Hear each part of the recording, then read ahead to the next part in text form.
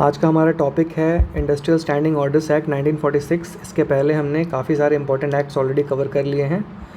उनके नोट्स मैंने Telegram channel पे डाल दिया है, वहाँ से आप जाके सीधे सीधे डाउनलोड कर सकते हो। टेलीग्राम चैनल पे पहुँचना कैसे है, तो इस चैनल के अबाउट वाले सेगमेंट में जाना, वहाँ पे टेलीग्राम का लोगो मिल जाएगा, वहाँ से डायरेक्टली आप टेलीग्राम चैनल पे हमारे डायरेक्ट कर दिए जाओगे।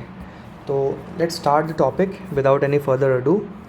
तो इंडस्ट्रियल स्टैंडिंग ऑर्डर्स एक्ट का ऑब्जेक्टिव क्या है? इसका ऑब्जेक्टिव है एम्प्लॉई और एम्प्लॉयर्स दोनों के बीच में एक मिनिमल कोऑपरेशन बनाना। ठीक है, मिनिमल कोऑपरेशन बनाना कैसे? तो standing orders basically standing order set of instructions होते हैं, है ना, सेट ऑफ इंस्ट्रक्शंस और गाइडलाइंस कह सकते हो आप इन अ वे, है ना, जो गवर्नमेंट देती है एम्प्लॉयर्स को। ठीक है, वो बताती है थ्रू आउट द इंडस्ट्री। ठीक है, तो एम्प्लॉयर्स को डायरेक्ट करती है कि ये बेसिक चीज़ें हैं, इसका आप ध्यान रखना जब भी आप किसी एम्प्लॉय को एम्प्लॉय कर रहे हो, है ना, उसको वायलेट मत करना। तो इससे होता क्या है कि एम्प्लॉय को उस चीज़ के बारे में इंफॉर्मेशन देता है एम्प्लॉयर, तो उसको पता होता है, एम्प्लॉय को पता होता है कि क्या एक्सपेक्ट करना है उस जॉब से। ठीक है, तो बहुत ज़्यादा जॉब वो परेशानी का उसके लिए कारण नहीं बनती है, क्योंकि he knows actually what to expect from the job and he knows what the standing orders are. Basically set of instructions क्या हैं, तो एम्प्लॉयर क्या क्या कर सकता है। ठीक है, तो इसी वजह से इससे होगा क्या, एक्सप्लॉयटेशन कम होता है अपने वर्कर का, अपने एम्प्लॉय का। फॉर ऑब्वियस रीजंस है ना, क्योंकि उसको पता है ना क्या एक्सपेक्ट करना है, उसको पता है कि नहीं ये वो नहीं कर सकता है, तो ऑब्वियसली एक्सप्लॉयटेशन कम होगा उसका। ये प्रमोट क्या करता है? बेसिकली ये जो एक्ट है ये प्रमोट करता है इंडस्ट्रियल पीस एंड हार्मनी। कैसे? Bye supporting fair industrial practices. Fair industrial practices होता है कि भाई कन्वे हो रहा है दोनों साइड से, बोथ वे कम्युनिकेशन चल रहा है, तो it is better and it does promote fair industrial practices because of the communication, two way communication. तो इसकी वजह से क्या होता है कि इंडस्ट्रियल डिस्प्यूट कम होते हैं। ठीक है, एक्सप्लॉयटेशन भी कम होता है वर्कर का, साथ साथ में इंडस्ट्रियल पीस और हार्मनी बनी रहती है। इसकी एप्लीकेबिलिटी कहाँ होती है, मतलब लगता कहाँ पे है ये, है ना, तो ये लगेगा, एक मिनट, इसकी एप्लीकेबिलिटी ये कहीं पे, हर कहीं लगता है जहाँ पे 100 या उससे ज़्यादा वर्कर्स काम कर रहे हों, है ना। इंडस्ट्रियल एस्टेब्लिशमेंट जहाँ 100 या उससे ज़्यादा वर्कर्स काम कर रहे होते हों, है ना। अब ये 100 या उससे ज़्यादा वर्कर साल में पिछले 12 महीने में किसी भी एक दिन भी हो अगर 100 या उससे ज़्यादा, तो that is enough for the applicability part of this particular act. ठीक है ना, चलो लेट्स मूव ऑन। इस वाले में एक और छोटी सी कंडीशन है, 100 या उससे ज़्यादा वर्कर पे काम तो करेगा, लेकिन unless directed otherwise by the appropriate government. ठीक है, अब होता क्या है ना कि 100 या उससे ऊपर पे ही रहेगा, हाँ ये है, कॉमनली यही चलेगा, बट गवर्नमेंट क्या, एप्रोप्रिएट गवर्नमेंट क्या उसको डायरेक्ट कर सकती है सर्टन केसेस में कि भाई कम है तो भी आप इसको एक्ट को आप लागू करो अपने यहाँ पे। अच्छा, उसका कंडीशन क्या हो सकता है कि कौन सी एप्रोप्रिएट गवर्नमेंट से क्या मतलब है मेरा? तो यार देखो, लेबर जो होता है वो बेसिकली कॉन्करेंट लिस्ट में आता है। ठीक है ना, वर्कर लेबर जो कॉन्करेंट लिस्ट में आता है, तो इसमें दोनों गवर्नमेंट इन्वॉल्व हो सकती है, मतलब दोनों गवर्नमेंट आ सकती है इसमें, both state as well as centre. ठीक है, कुछ एक्सेप्शंस होते हैं यहाँ पे कि सेंटर, सर्टेन एरिया जो होते हैं ना उसमें सेंटर के पास ही राइट्स रिजर्व होते हैं, फिर भी, है ना, उसमें वो इनेक्ट कर सकते हैं। यहाँ पे कुछ ऐसा इंडिकेशन नहीं है कि कौन क्या करेगा, बट ये मैंने आपकी इन्फॉर्मेशन के लिए बता दिया कि कॉन्करेंट लिस्ट में आता है तो स्टेट और सेंटर दोनों ही एप्रोप्रिएट गवर्नमेंट है, राइट। चलो तो हम आगे बढ़ते हैं। यहाँ पे इंडस्ट्रियल इस्टेब्लिशमेंट के बारे में हम कुछ बात करते हैं कि हमने ऊपर पढ़ा था ना, यहाँ पे कोई भी ऐसा इंडस्ट्रियल इस्टेब्लिशमेंट जहाँ पे 100 या उससे ज़्यादा वर्कर्स हों तो वहाँ पे ये एक्ट लग जाएगा। तो बेसिकली अब यहाँ हम पढ़ेंगे इंडस्ट्रियल इस्टेब्लिशमेंट होता क्या है। ठीक है, इंडस्ट्रियल इस्टेब्लिशमेंट होता क्या है, तो यहाँ देखो पहला वाला जो पॉइंट है, पेमेंट्स ऑफ वेजेस एक्ट में जो हमने पढ़ा था ना, जो जो इस्टेब्लिशमेंट होते हैं वो होता है। Factory as per factories act 1948 वो भी होता है।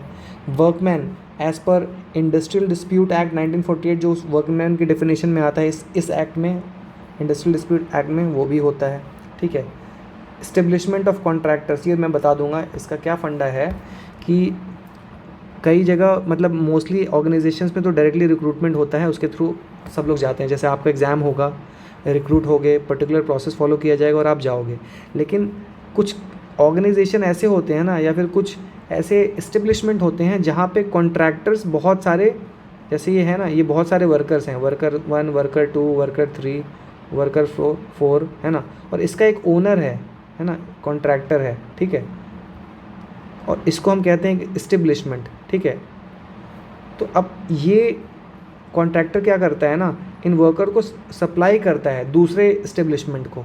तो ये वाला जो इस्टेब्लिशमेंट है ना, जो सप्लाई करता है वर्कर को दूसरे इस्टेब्लिशमेंट को, ये खुद में भी है ना इंडस्ट्रियल इस्टेब्लिशमेंट में आता है, इसके परव्यू में आता है ना।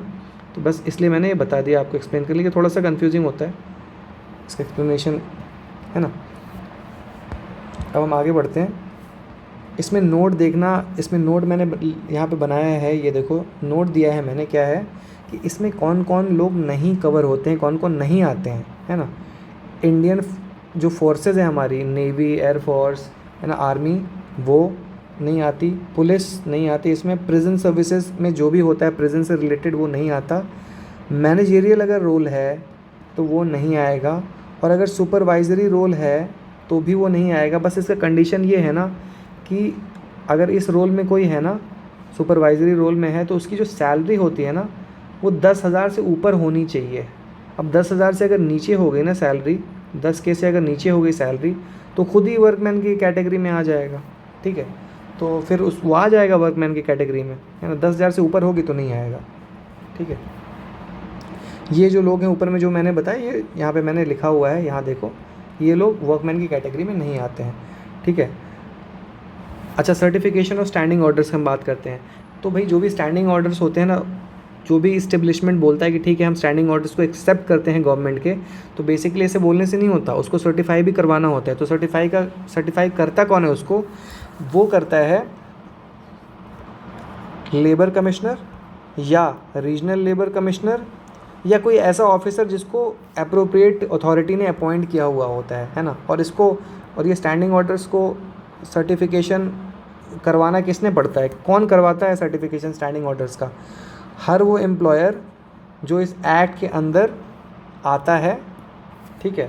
Every employer under this act has to get the certification from इन लोगों से जो मैंने बताया, ठीक है। तो इस एक्ट के अंदर जो जो एम्प्लॉयर आते हैं उनको ये सर्टिफिकेशन लेना पड़ता है, या तो लेबर कमिश्नर से ले लेगा, या तो रीजनल लेबर कमिश्नर से, या तो कोई ऐसा ऑफिसर जिसको अपॉइंट किया गया है अप्रोप्रिएट अथॉरिटी द्वारा, ठीक है। एक बार ये लग गया, एक बार ये स्टैंडिंग ऑर्डर को सर्टिफाई कर दिया गया है, जो भी इसमें सेट ऑफ कंडीशंस हो गए कि हम अपने वर्कर को ये देंगे और हमारे अपने वर्कर से ये एक्सपेक्टेशन है, उनकी सैलरी ऐसे दी जाएगी, उनको लीव हम ऐसे देंगे, फैसिलिटीज़ हम ये प्रोवाइड करेंगे, एट्सेट्रा एट्सेट्रा सॉरी।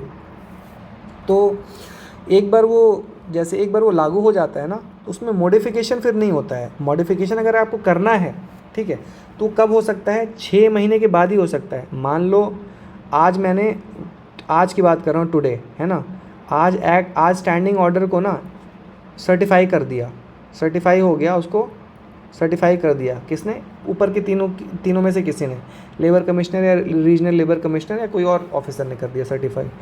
तो इस जो भी आज सर्टिफाई हुआ है ना, इसको मैं 6 महीने बाद ही इसमें मॉडिफिकेशन ला सकता हूँ। बट अगर म्यूचुअली अग्रीड है, कौन कौन म्यूचुअली अग्री होना चाहिए? म्यूचुअली अग्री होना चाहिए वर्कर और एम्प्लॉयर, ठीक है। अगर वर्कर और एम्प्लॉयर म्यूचुअली अग्री करते हैं कि ठीक है भाई मॉडिफिकेशन की ज़रूरत पड़ रही है हमें, तो फिर हो सकता है 6 महीने से पहले भी हो सकता है। अदरवाइज इन नॉर्मल सर्कमस्टांसेस 6 महीने से कम समय, 6 महीने के बाद ही हो सकता है, राइट। और इसमें कैसे हो सकता है? वर्कर और एम्प्लॉयर और trade union can apply to certifying officer with 5 copies of modification to be done. देखो मॉडिफिकेशन का प्रोसेस क्या होता है, या तो वर्कर या एम्प्लॉयर या ट्रेड यूनियन, है ना, ये सर्टिफाइंग ऑफिसर को 5 कॉपीज़, वो जो ड्राफ्ट होगी ना, जो भी स्टैंडिंग ऑर्डर्स का ड्राफ्ट होगा उसकी 5 कॉपीज़ देगा और मॉडिफिकेशन के लिए रिक्वेस्ट कर सकता है। ठीक है, आगे बढ़ते हैं। इन केस ऑफ इंक्वायरी या सस्पेंशन, अब देखो यार, अब वर्कर का कभी अगर इंक्वायरी चल रहा है या उसको सस्पेंड कर दिया गया है तो उस केस में वर्कर को आपको एक सब्सिस्टेंस अलाउंस देना पड़ेगा, जिससे कि वो अपनी रोज़ आम दिन की ना जिंदगानी चला ले, मतलब है ना, उसका मतलब एक तरह से कह सकते हो ना कि ही कुड लिव एटलीस्ट, है ना, सब अपने आप को चला भर पाए। ठीक है, तो ये किस तरीके से दिया जाएगा? पहले जो 90 डेज़ होते हैं उसमें 50% of the last wage drawn होता है। तो जैसे मान लो कि इंक्वायरी चल रही है उसके ऊपर, है ना, या फिर उसको सस्पेंशन में रखा गया है, तो जब तक ये इंक्वायरी जब तक रिजॉल्व नहीं होती, जब तक इस पर कोई कंक्लूजन नहीं आ जाता, है ना, और जब तक ये सस्पेंशन फोर्स में है, ठीक है, गिव मी मोमेंट, ठीक है, जब तक ये सस्पेंशन फोर्स में है तब तक जो शुरू के 90 डेज़ हैं उसमें उसको उसकी लास्ट ड्रॉन वेज का 50% देना पड़ेगा, ताकि वो अपनी सब्सिस्टेंस तो कर सके यार। और उसके बाद भी अगर ये इंक्वायरी चलती रहती है या फिर ये सस्पेंशन कंटिन्यू रहता है तो 90 दिन के बाद क्या होगा, बिटवीन 91 एंड 180 डेज़ इसमें 75% फिर देना पड़ता है लास्ट ड्रॉन वेज का। बस इसका एक ही एक्सेप्शन है कि अब ये जो इंक्वायरी चल रही है इसमें वर्कर किसी तरह से ऑब्स्ट्रक्शन नहीं डाल रहा, मतलब जो भी डिले हो रहा है अबव 90 डेज़ उसमें वर्कमैन का कोई हाथ ना हो, नहीं तो फिर ये 75% वाला नहीं मिलेगा। ठीक है, अगर सर्टिफाइंग ऑफिसर है, सर्टिफाइंग ऑफिसर ने भाई, सर्टिफाइंग ऑफिसर के अगेंस्ट भी आप कुछ मतलब चाहो तो ना अपील वगैरह कर सकते हो। आप सेटिस्फाई नहीं हो कि भाई उसने सर्टिफाई कर दिया, आई वांट मॉडिफिकेशन, अब मॉडिफिकेशन कर नहीं रहे हैं, ये वो ऐसे वैसे जो भी आपको दिक्कतें हैं तो आप अपील कर सकते हो सर्टिफाइंग ऑफिसर के अगेंस्ट भी। अब उसका कंडीशन ये है कि with in 30 days of the order of the CO।